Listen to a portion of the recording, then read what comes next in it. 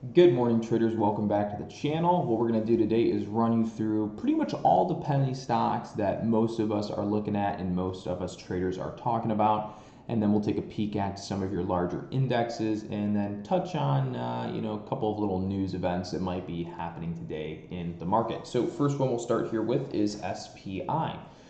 SPI was a penny stock today that went on a pretty big jump. Then we faded into a short. Now we're going through a little bit of a pre-market bounce phase. So far, this has been a very active stock today, a lot of good volume on it. There isn't a whole lot of news. Really, the only news we have here is SPI Energy shares are trading higher after the company announced board approval to spin off Solar Juice Company and settlements of Solar Juice Australia lawsuits. So again, nothing like super significant in terms of news. So we do anticipate this is going to be more of a stock to short today. Even if it's a short stock, usually there's going to be some sort of bounce play you can get in on too. So I am currently a short seller on this stock. I've already shorted it a couple times a day. And so now I'm on to the next short. And really we're just looking for the stock to hopefully continue fading out on my end because I'm short, right? So SPI, going to be a little short bias on this one today. Again, we'll probably see some jumps, spikes here and there, but all said and done, do think this is going to be more of a short stock for the day. So we'll keep an eye on it. Now what I want to do is run you guys through sort of the daily chart representation of the stock, help you give you guys a little bit of an idea as far as what's going on. So let me put this full screen here. All right, if we look at SPI here, you will see we had the big run up here, then we had this nice jump day here. That ended up coming right back down. We're on to another push day where I believe we'll see this kind of fade back down too. Now, normally we would not see SPI run all the way up and break through this previous high today because typically that it just doesn't happen that way, right? We had the one move up, and for it to come up today and break through it, that means it'd be breaking through that previous resistance for the first previous resistance on its first attempt. So there's a rule that I always talk about, and it's the first attempt rule. Whereas we put in a resistance, we drop, and then however long after we go back up to it, that first time we get to it again, normally we won't break out. So we'll be keeping an eye on this pretty closely throughout the day. Right now we do have resistance points right at 1239. So if in the event this runs all the way back up to 1239, there's probably going to be a strong rejection within that zone there. So SPI is a main watcher for us today. All right. Now we'll move over to a couple of the other penny stocks that I know we're just kind of moving. SUNW, people are watching this right now. I'm not really crazy about it because we're a little high in the upper cycle. I would like to see this a little bit lower down towards say 295 before even considering for like a long trade or a bounce move.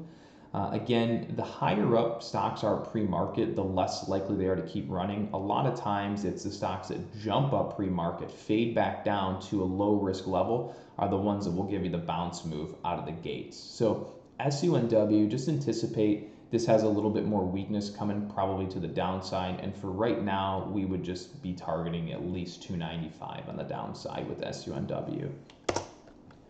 All right, there was this ISIG. See, this is kind of my example, right? See how ISIG ran up and then it came all the way back down through the middle to the downside, and now we're going through the bounce?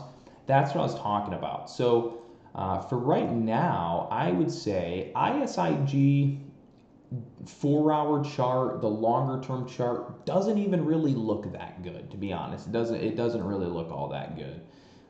So I can't get behind that this is going to be a great move because it does kind of go against my rules. You can kind of see we ran up, we hit resistance, we come down, now we're coming back up. So this is really still a first attempt day, right? We had resistance over here, we dropped, we're coming back up. This will be the first try at breaking through all of that resistance for the first time today. You can see we went up here, got smacked back down. So as a whole for the day, unless this has some unusual movement, we'll probably end up seeing this fade back down too as well. So we'll watch it, but for right now, I wouldn't really be crazy for a dip buy unless we were down at about $1.32, which even then, based on what we've already done, I probably wouldn't like it. And we shouldn't see a really big breakout move unless we get over $1.59 for right now. All right, on to the next one, STAF. Just seeing this kind of pushing up. So this is just jumping pre-market right now. This will probably end up fading back down, back to prices of like $1.55. This blue line right now is the target for people on the short side. So if this blows all the way up to say $1.90 or something, okay, this line's going to go up. So either way, that blue line is what the target is on the downside for the current pullback or the next pullback on STAF. So for right now, STAF, kind of no bueno. That pretty much covers most, CHFS, this is kind of moving a bit, but very low volume. Chart pattern's not really there for us on that. So for right now, that pretty much covers the penny stocks in the day. Something we should touch on is AMD. So AMD reported earnings, stock got smoked, now it's coming back. I think overall you want to be bullish on this stock. They just bought the company XLNX to increase their data center, or to get into the data center business world more. That being said, just look at how this recovered. So not going to say that we're going to have a great long move out of the gates, but think about this. We tanked and then it recovered all the way. That sort of movement shows extreme strength, right? That's a lot of strength to drop from 86.44 or even drop from 83 all the way down to 76 and then go from 76 all the way back to 85, all pre-market. That sort of move shows a lot of strength, okay? So we're definitely going to be keeping our eyes glued on AMD alone today. A couple other notable mentions might be something like HOG, they reported earnings, LRN, they also reported earnings, all right? So for us, we're probably going to be keeping close ties on SPI and AMD today. And then to give you a quick overview on the SPI, for those of you that watched our video yesterday, we told you guys and our followers to watch this 340.80 level yesterday, saying that that is our next closest support, and then if we break that, that's where we could see the stock market fade down.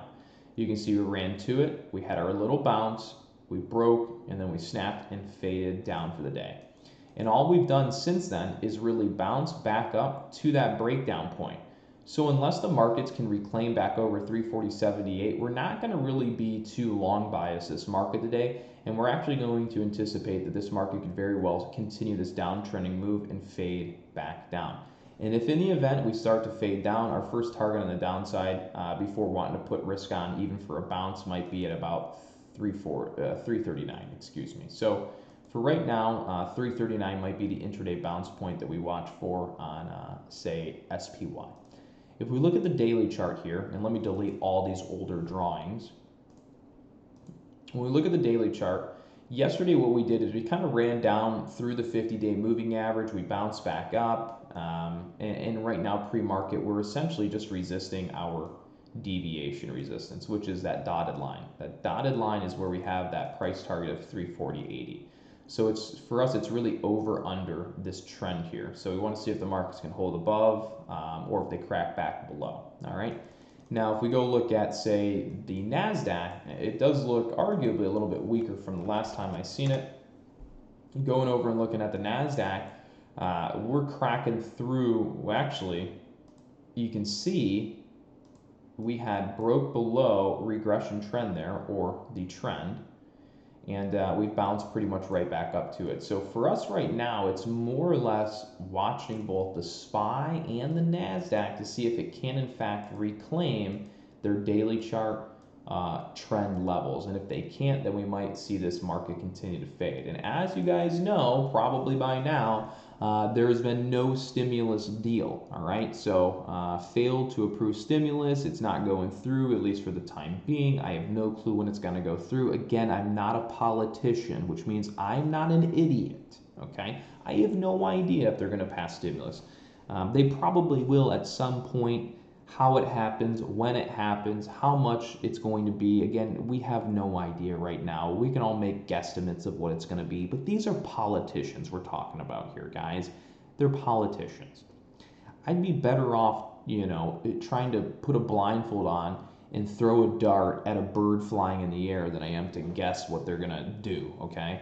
So it really have no idea what's going to happen there with the stimulus. But for now, the markets have not liked the no stimulus deal going on. You got the election right around the corner.